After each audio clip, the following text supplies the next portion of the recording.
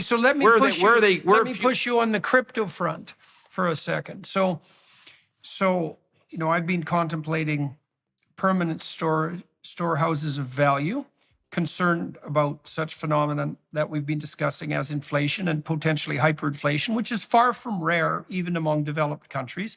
I think you have a 1% chance if you live in a developed country of hyperinflation incident at some point in your life. It's something like that. But anyways, the cryptocurrency people, and I think the Bitcoin people have made this case the best, is that they've managed to duplicate gold in its important elements, in that they've produced a storehouse of value that can't be corrupted because it's blockchained and distributed, and that's a nice argument, that also gets more scarce with time, which was quite the brilliant technological innovation, that requires work to obtain, and so that's the Bitcoin mining, but that is also easily distributable digitally.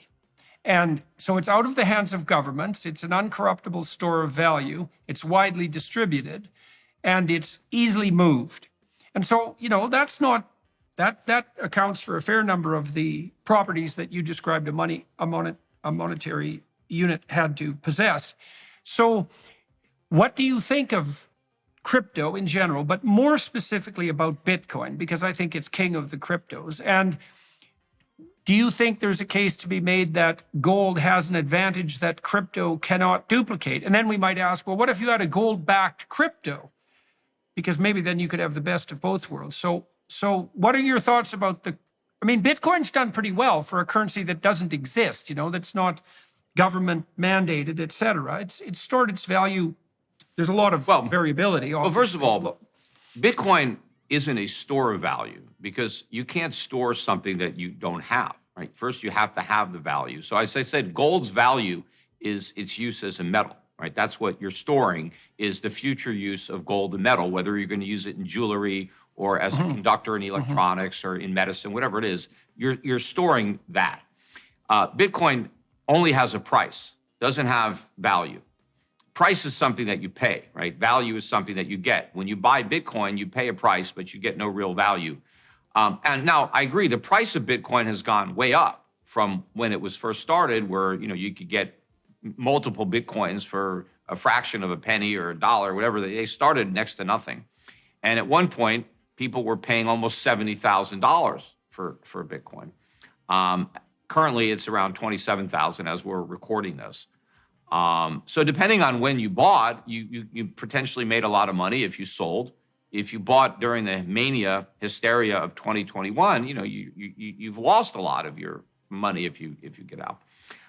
But looking at Bitcoin, look, Bitcoin did an excellent job of replicating the qualities that gold has that made it better money than, cattle, or salt or, other commodities that have been money, right? Gold has certain properties, and Bitcoin, captured those properties. But the most important property of all is gold's metallic properties, gold as a commodity.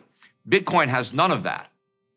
And so Bitcoin, just like a fiat currency, what gives a fiat currency its value? Just confidence. People just believe that it has value. They believe that people will accept it. Now, part of that belief is driven by governments, which declare it legal tender and which require it for payment of taxes. And so there is some real demand for dollars if you live in America. There's a demand for euros if you're in Europe, because you have to pay taxes. And if you don't pay taxes, they could put you in jail. And so in order to avoid jail, you need the currency that the government demands. But Bitcoin is similar to fiat in that all of its value comes from faith and confidence. People just believe that people in the future will want it and they'll pay a higher price for it, except there is no legal currency status. There is no government, really, maybe other than El Salvador. I don't know what's going on over there, but there's no government that is accepting tax payments in Bitcoin. So there's no natural demand other than the speculative demand from people who think they're going to get rich. I mean, people who buy Bitcoin are buying it because they expect the price to go up. And the people who buy it from them thinks the price is going to go up. So it's this greater fool theory that the price is going to go up, and that's what's driving people to buy it. It's very cumbersome if you want to use it as a medium of exchange or a unit of account. It's too volatile to be a unit of account. It's too expensive to be a medium of exchange, and it can't be a store of value. So it's not gold. It's digital fool's gold. But you hit the nail on the head when you talked about a crypto that's actually backed by gold. That works.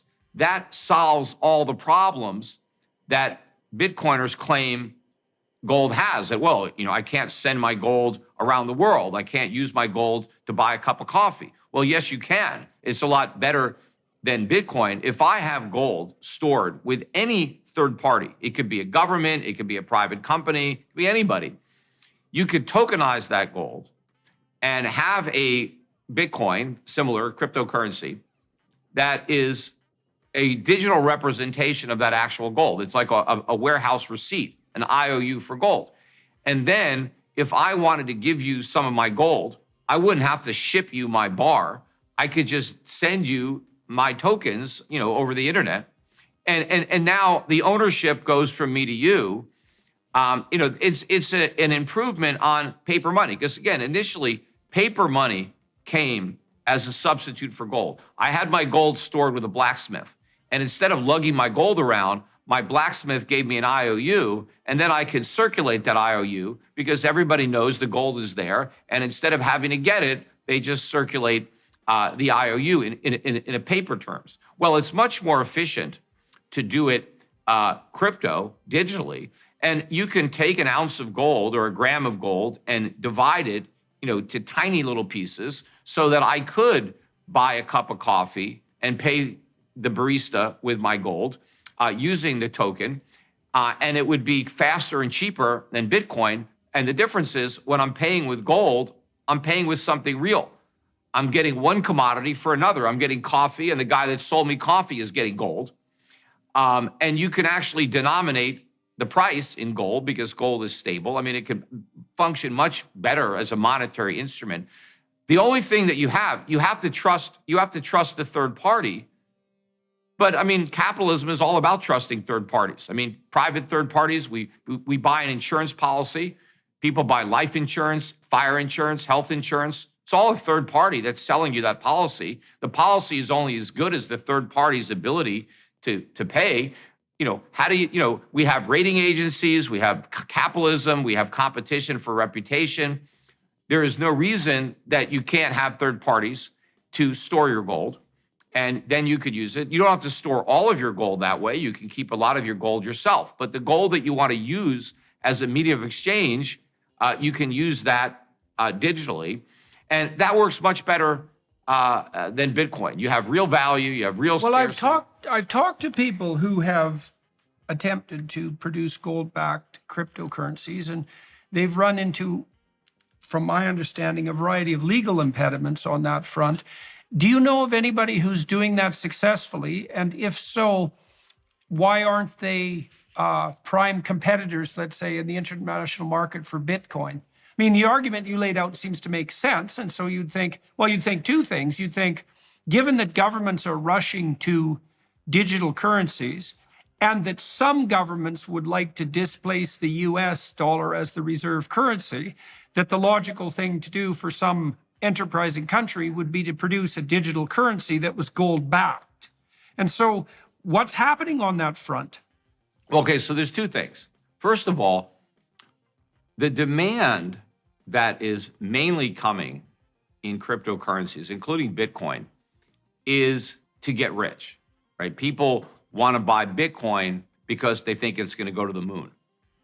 And so that's really the demand for cryptocurrencies.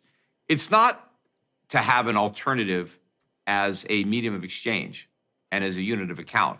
Most people that are buying Bitcoin, they still use dollars or euros or pounds in their transactions. They just hoard their Bitcoin because they think they're going to get rich.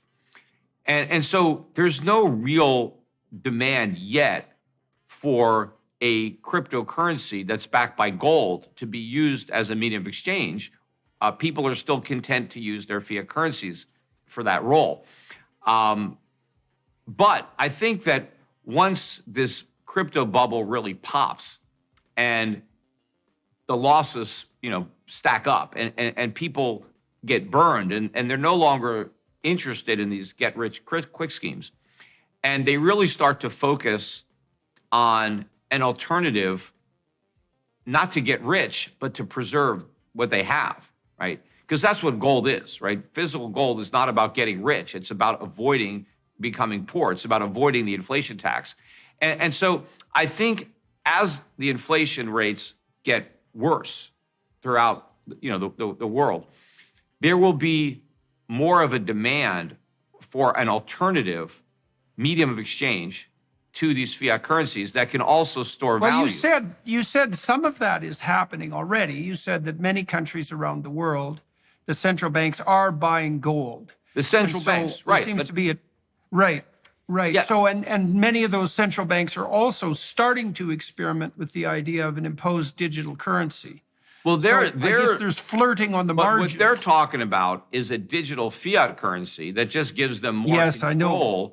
They just want and if they want to eliminate cash, it's just inherently a very oppressive monetary system that concentrates even more power in government and diminishes individual liberty and makes it easier for governments to become more tyrannical. So that's a whole different topic. But staying on gold-backed crypto. So one reason is that there's not a lot of demand for it yet.